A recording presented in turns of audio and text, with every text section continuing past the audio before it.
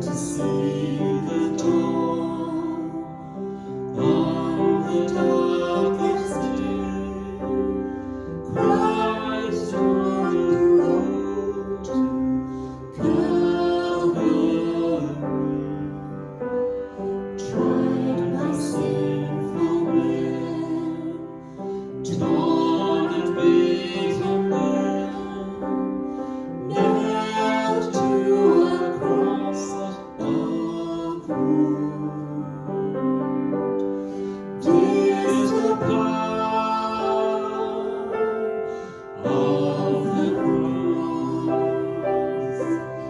Christ became sin for us, took the blame, bore the wrath, will stand forgiven.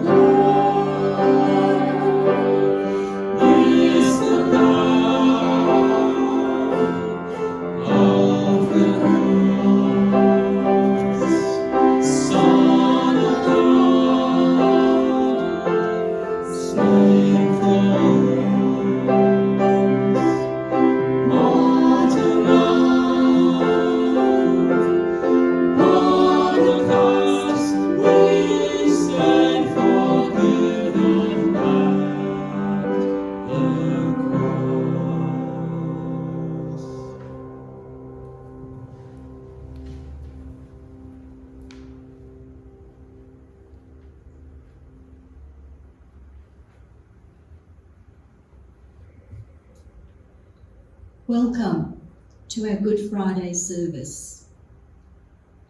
I'm going to begin by saying a prayer from Be Our Freedom, Lord by Terry Feller. This is the day when life is raw, quivering, terrifying. The day of numbed emotions. The day of blunt nails and splintered wood. Of bruised flesh and red blood. The day we loathe, when all is made absolutely meaningless. The day we long for, when pretenses fall away, because the worst that we can do cannot, absolutely cannot, kill love.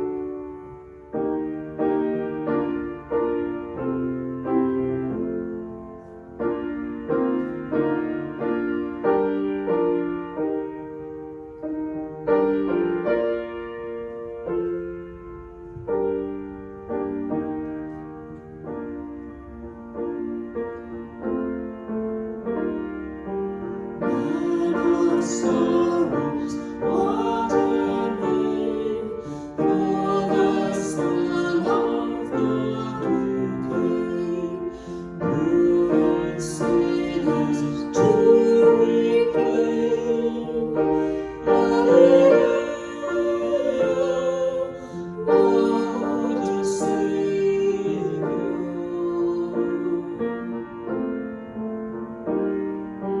Walked by insults, crushed and rude, in my place condemned he stood, sealed my pardon with his blood. Hallelujah, what a Savior.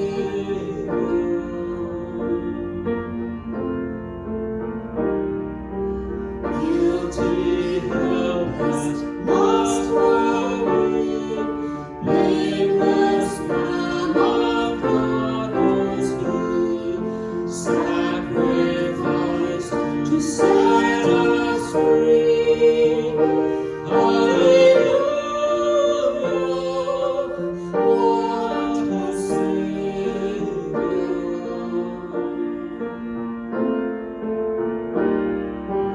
He was lifted up to die. It is finished was his cry. Now in heaven exalted high. Hallelujah, what a Savior.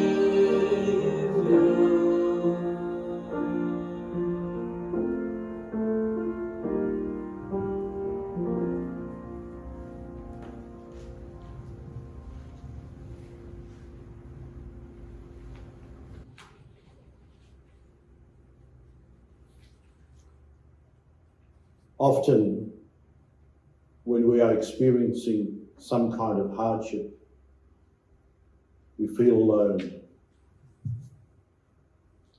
Sometimes we can feel as if we are the only ones who have ever had this thing happen to us.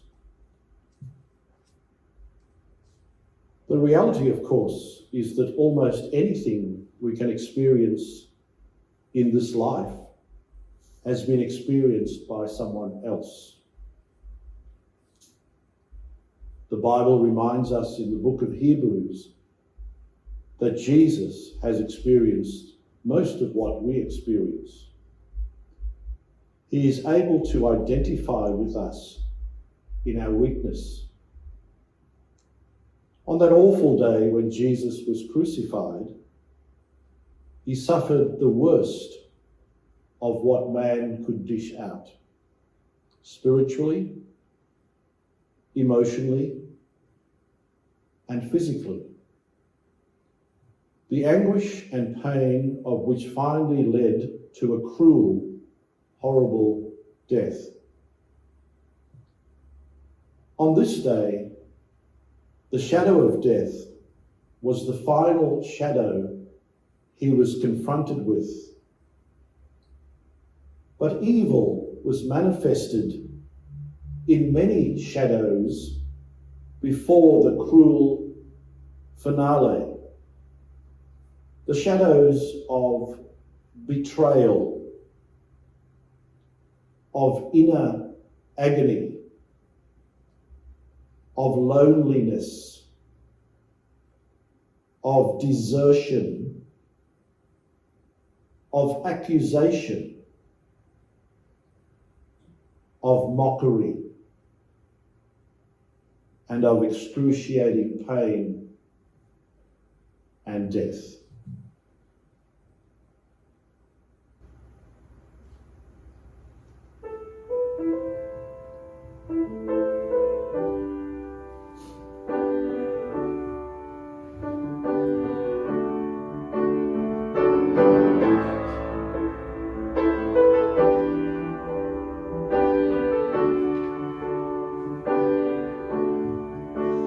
Christ alone, my hope is found. He is my light, my strength, my song. This cornerstone, this solid ground, filled with the fiercest drought and storm. What heights of love, what depths of peace, when fears are still, when striving cease. My comforter, my all in all, here in the love of Christ I stand.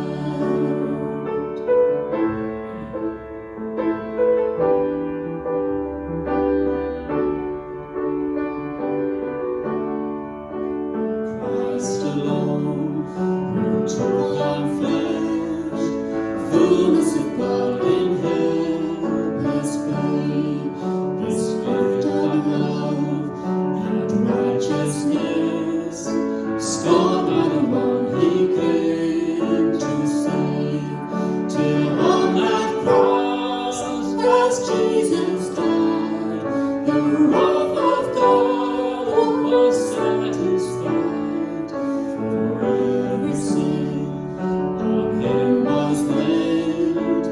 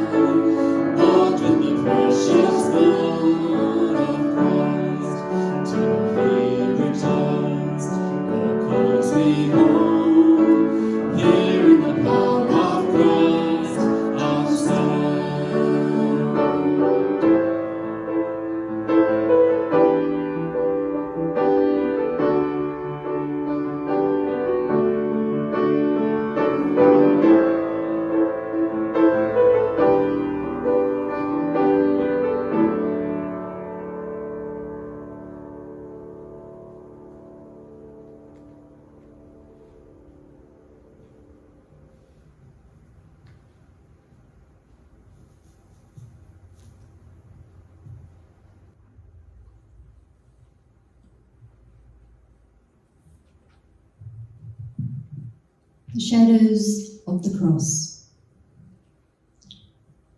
The first shadow, the shadow of betrayal, found in Matthew 26, verses 20 to 25.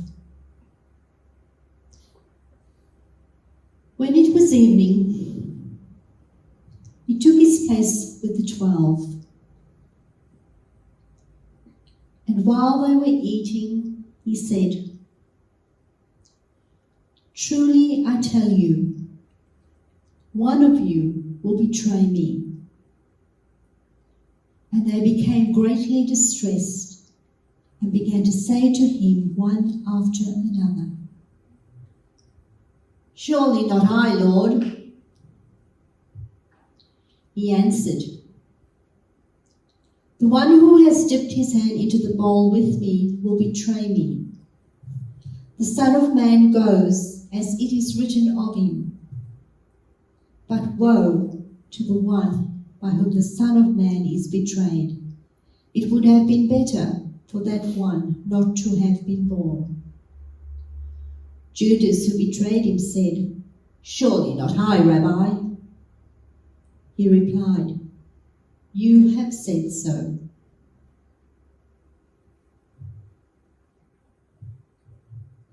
One of you will betray me. This is a rather interesting phrase, isn't it? One of you will betray me.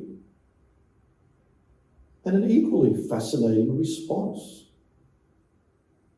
Is it me, Lord? What a probing question.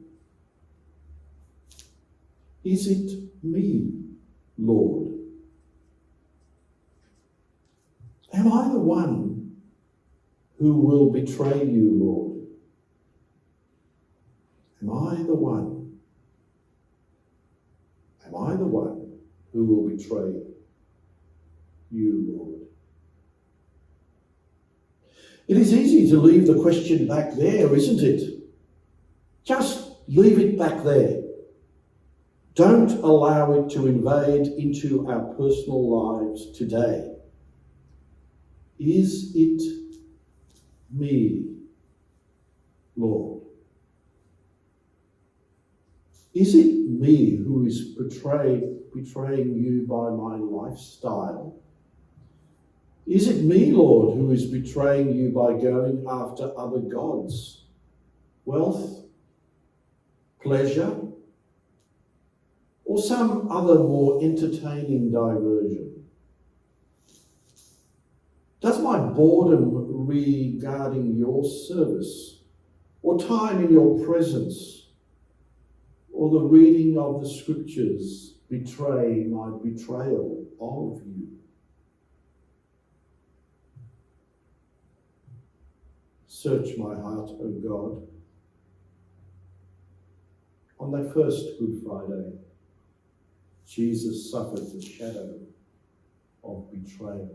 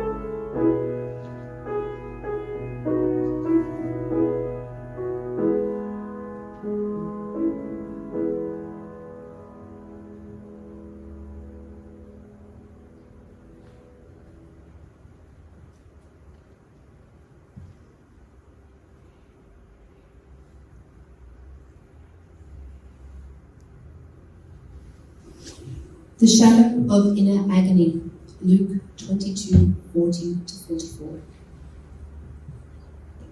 When he reached the place, he said to them, "Pray that you may not come in the time of trial." Then he withdrew them about a stone's throw, knelt down and prayed, "Father, If you are willing, remove this cup from me, yet not my will, but yours be done." Then an angel from heaven appeared to him and gave him strength.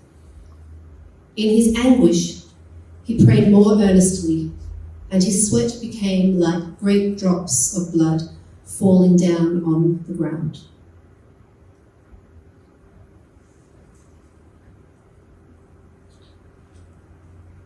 Gethsemane. Not my will, but thine be done. Jesus here in the garden is tormented by the pain and fear of what is to come. Is there some other way? There has to be another way.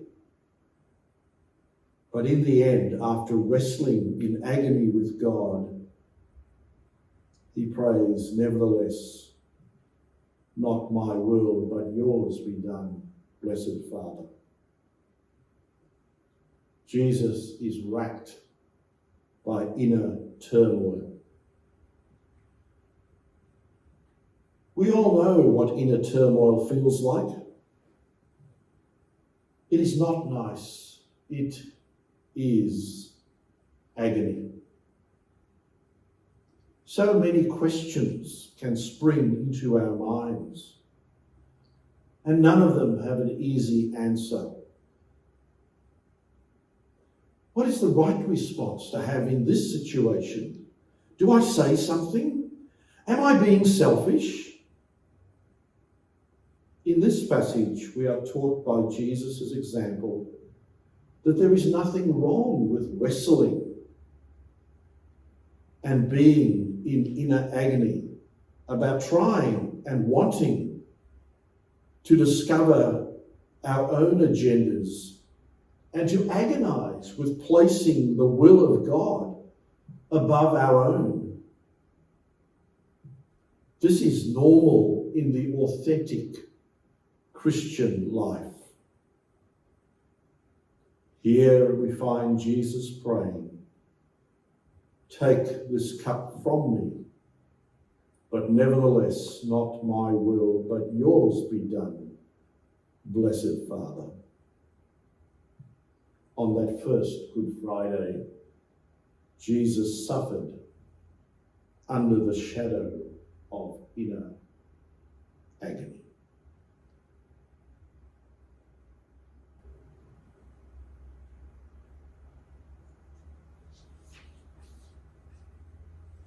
The shadow of loneliness.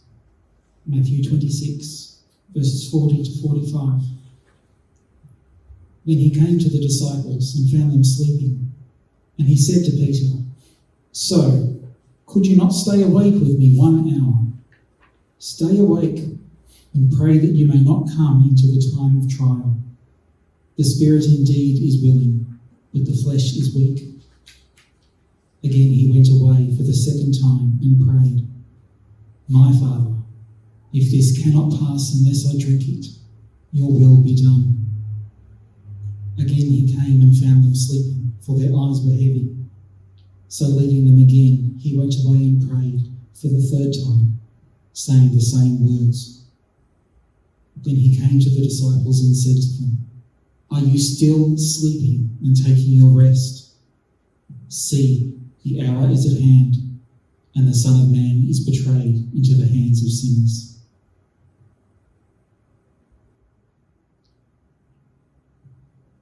Could you not stay awake with me 1 hour? 3 times Jesus asked the disciples. Will you not pray with me 1 hour? Here we have another one of those questions. Of course, he wasn't asking us.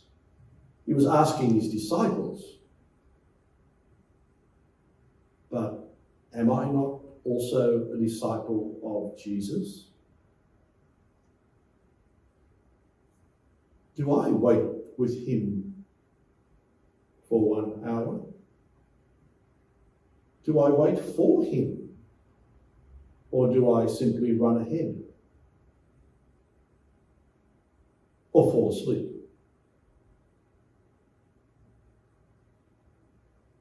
When was the last time I gave Jesus some time? When was the last time I waited with Jesus for an hour? Loneliness is a terrible thing. Going through any difficulty or painful situation, as Jesus did, is very hard. Going through it by yourself is so much harder. Jesus was asking his disciples for help, for support. On that first Good Friday, Jesus suffered under the shadow of loneliness.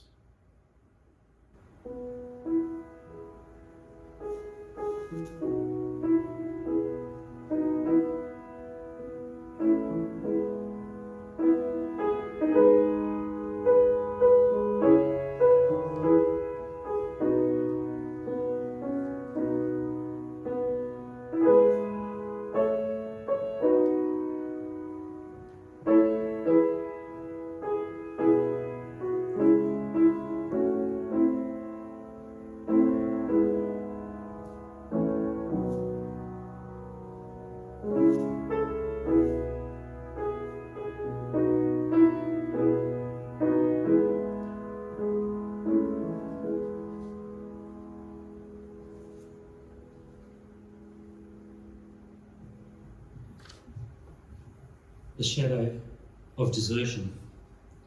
Matthew 26, 47 to 50, 55 and 56. While he was still speaking, Judas, one of the 12, arrived. With him was a large crowd with swords and clubs from the chief priests and the elders of the people. Now the betrayer had given them a sign saying, "The one I kiss is the man, arrest him." At once he came up to Jesus and said, "Greetings, Rabbi," and kissed him. Jesus said to him, "Friend, do what you are here to do." Then they came and laid hands on Jesus and arrested him. At that hour, Jesus said to the crowds, "Have you come out with swords and clubs to arrest me as though I were a bandit? Day after day I sat in the temple teaching, and you did not arrest me." But all this had taken place so that the scriptures of the prophets may be fulfilled. Then all the disciples deserted him and fled. Then all the disciples deserted him and fled. What kind of friends were these? It is one thing being lonely. It is another thing to be deserted. The disciples were with Jesus pretty well day in and day out for 3 years. Now here, at Jesus' greatest hour of need, they desert him. And of course it does beg the question, as previously, what kind of friend am I? Where am I when the chips are down and when the rubber hits the road? Am I a fair weather friend, but when someone really needs me, I am nowhere to be found? On that first Good Friday, Jesus suffered under the shadow of desertion, under the shadow of loneliness, under the shadow of inner agony, and under the shadow of betrayal.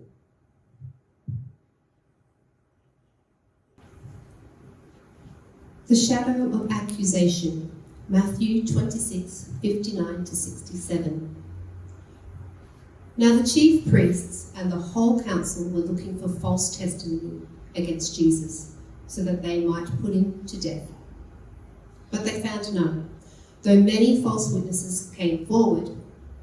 At last 2 came forward and said, "This fellow said, I am able to destroy the temple of God and build it in 3 days."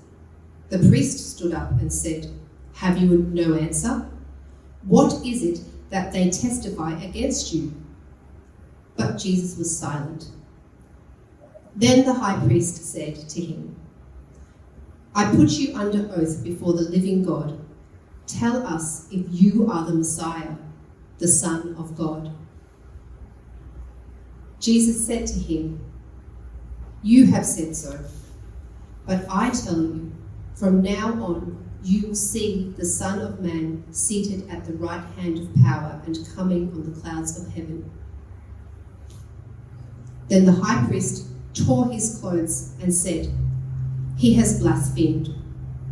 Why do we still need witnesses? You have now heard his blasphemy. What is your verdict?" They answered, "He deserves death." Then they spat in his face and struck him, and some slapped him.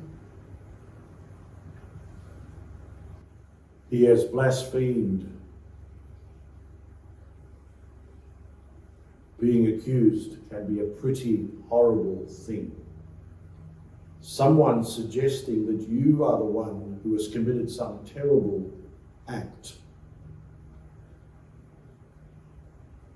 But how much worse would it be to be falsely accused? When someone is accused of something, it is almost inevitable that some of the mud sticks. Have you ever been falsely accused?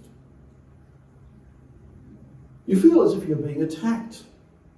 You feel defeated even though you are innocent. You realise that the louder you protest your innocence, the more guilty people will think that you are.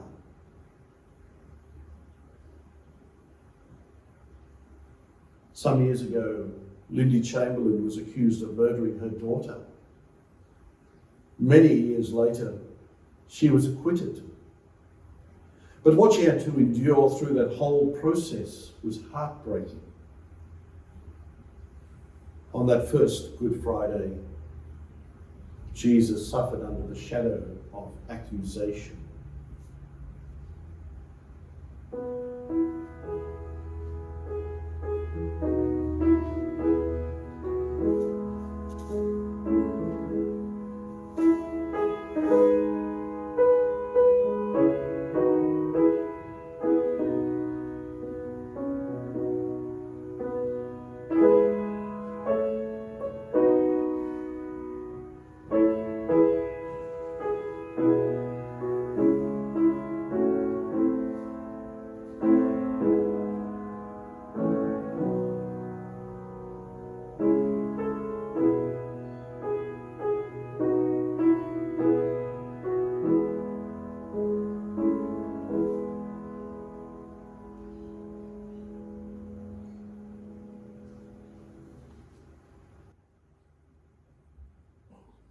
The shadow of mockery.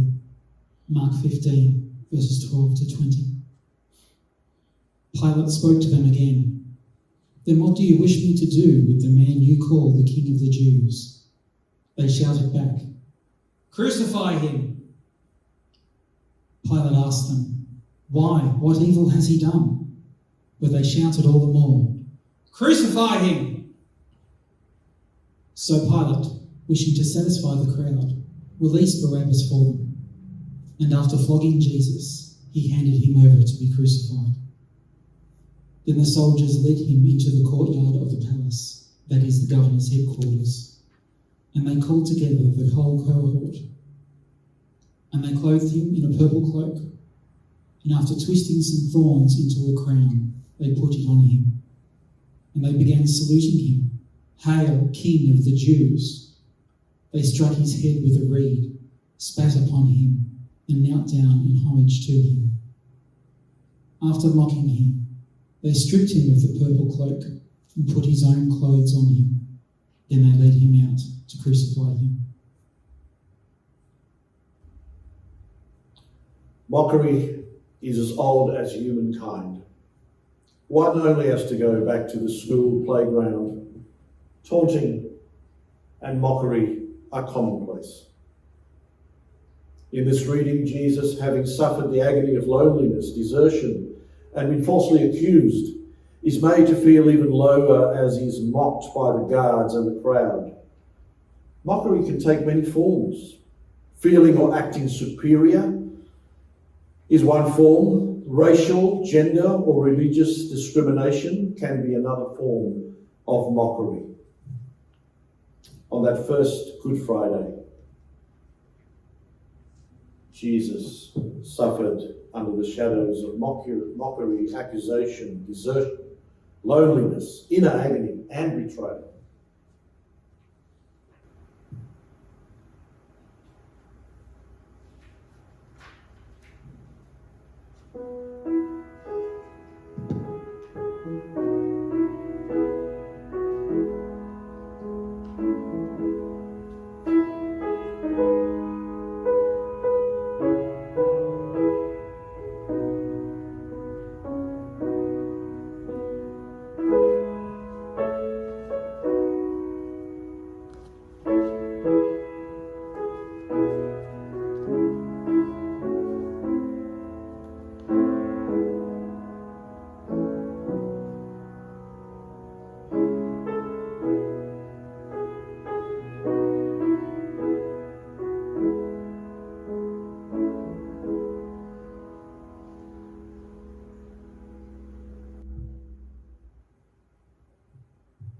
The shadow of death.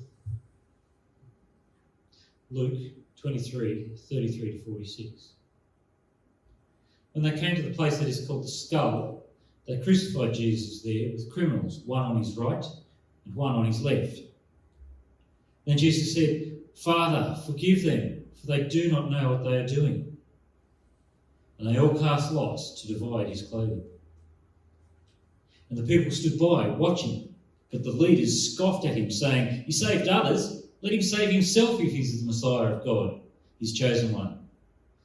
The soldiers also mocked him, coming up and offering him sour wine and saying, "If you're the king of the Jews, save yourself." There was also an inscription over him, "This is the King of the Jews." One of the criminals who were hanged there kept deriding him and saying, "Are you not the Messiah? Save yourself and us." But the other rebuked him, saying, "Do you not fear God, since you are under the same sentence of condemnation? And we indeed have been condemned to the just. We are getting what we deserve for our deeds, but this man has done nothing wrong." Then he said to Jesus, "Remember me when you come into your kingdom." He replied, "Truly, I tell you, today you will be with me in paradise." It was now about noon, and the darkness came over the whole land until 3 in the afternoon. While the sun's light faded, the curtain of the temple was torn in two. Then Jesus, crying with a loud voice, said, "Father, into your hands I commend my spirit." Having said this, he breathed his last.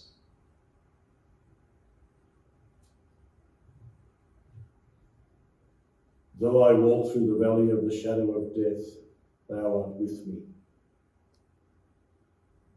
This is, of course, the final shadow. It always is. Jesus has indeed faced it all. He truly is able to identify with our humanity. And God's promise remains ever true. I am with you. Jesus faced the valley of the shadow of death for our sakes. He was wounded for our transgressions. He was bruised for our iniquities, says the prophet Isaiah, who, by the way, recorded that. Those words were recorded 750 years before Jesus came. Some prophecy. On that awful Good Friday, Jesus faced the forces of evil from every direction in many different forms and shadows. The shadows of death in its many forms tortured and finally killed him. He had indeed suffered it all. God had died. But it was not the end of the story. This death was different. It is a death that demands a response. My response and yours.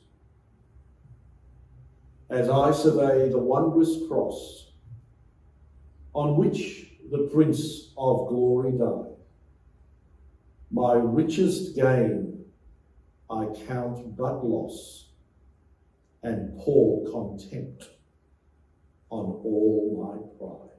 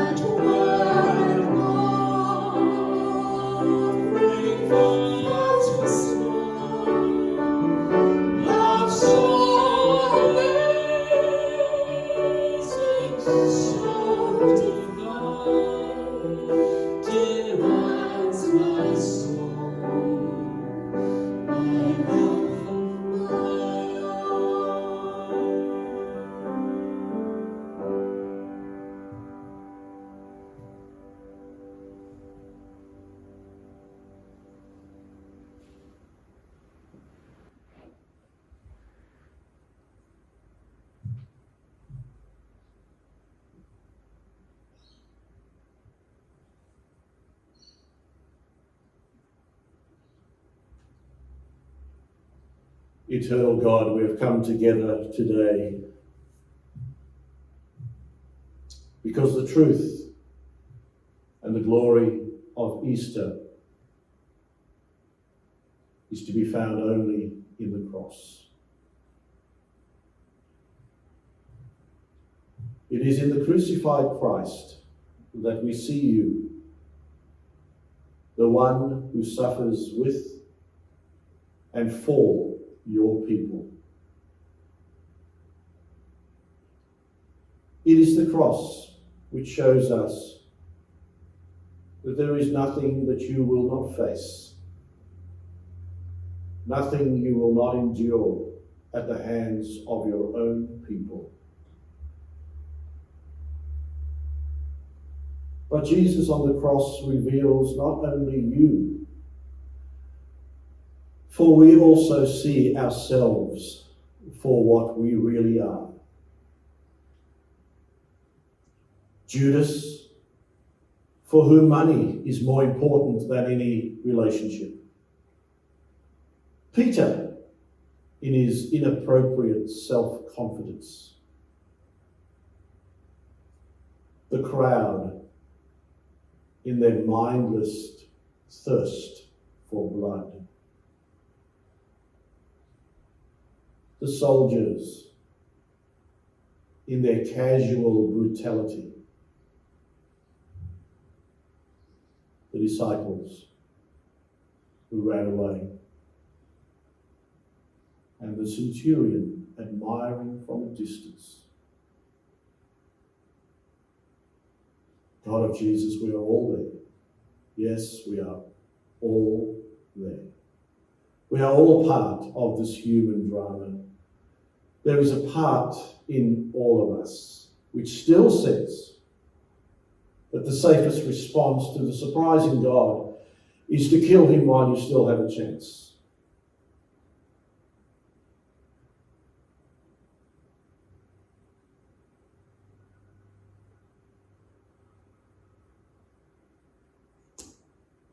Lord,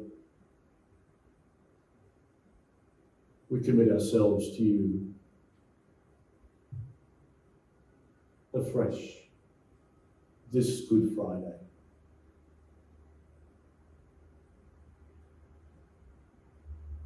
By your grace, may we enter into the day as painful as it is. And most of all, may we not distance ourselves, but may we come close, and in so doing, truly realize and appreciate the extent of our own sin and indifference. For we ask this in Jesus' name and for his glory. Amen.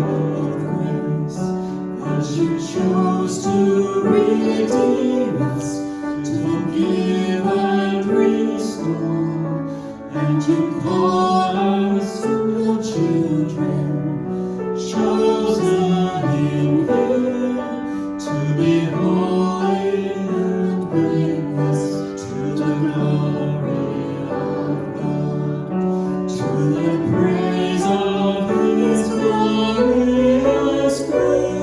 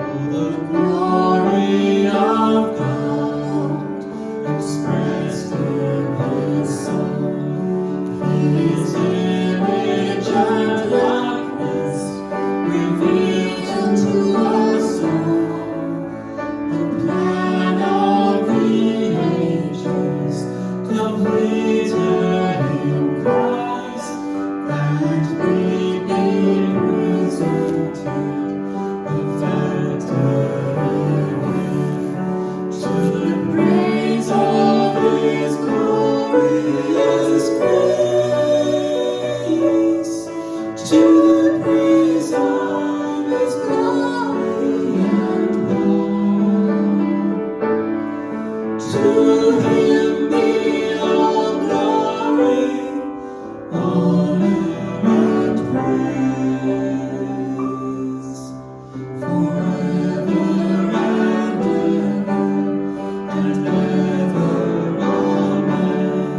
To the praise of His glorious grace, to the praise of His glory and power. To Him be all glory, honor, and praise, forever and ever.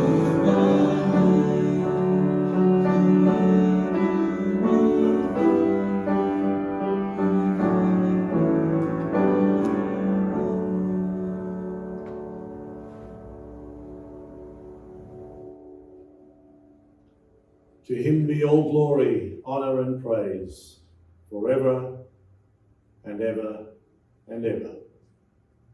May the Lord bless you and keep you. May the Lord make His face to shine upon you as you look towards Easter Sunday, Resurrection Sunday.